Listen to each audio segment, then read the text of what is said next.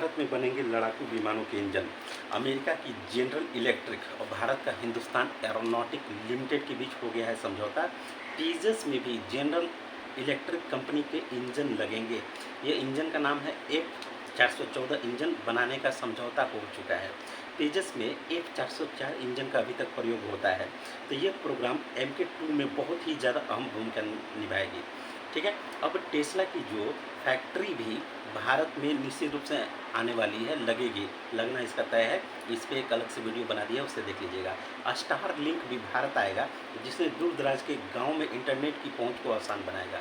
जब से हाल ही में 21 तारीख से जो मोदी जी USA की विजिट किए हैं, इसमें भारत को बहुत ज़्यादा फायदा होगा। खासकर स्टार लिंक गाँव तक इंटरनेट की पहुँच हो जाएगी। ठीक है, इसके अलावा टेस्ला की फैक्ट्री भी यहाँ पे अगर लगती है तो चीन से सारा इन्वेस्टमेंट भारत की ओर आ ही रहा है, क्योंकि चीन अमेरिका तनाव चल रहा है, जियो पॉलिटिक्स लफड़ा चल रहा है, तो इसलिए भारत को बहुत ज़्यादा फायदा होती है। अब यहाँ देखेंगे कि जनरल इलेक्ट्रिक के CEO हैं H लॉरेंस कल्प जूनियर, तो यहाँ मोदी जी के साथ मीटिंग हुई है।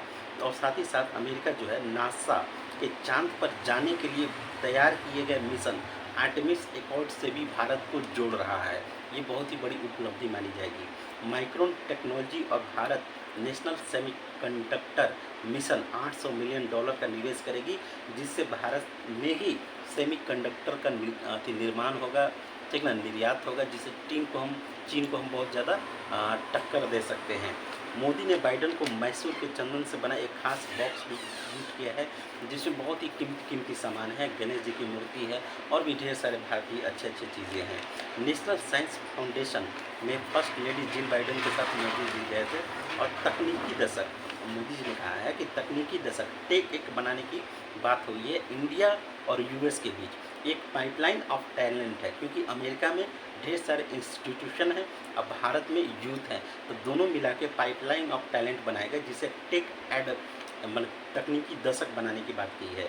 यह जो स्ट्रेटजी है ना, 10-15 सालों की पार्टनरशिप की शुरुआत हुई है, खासकर रक्षा, cyber space, supply chain, climate change पे।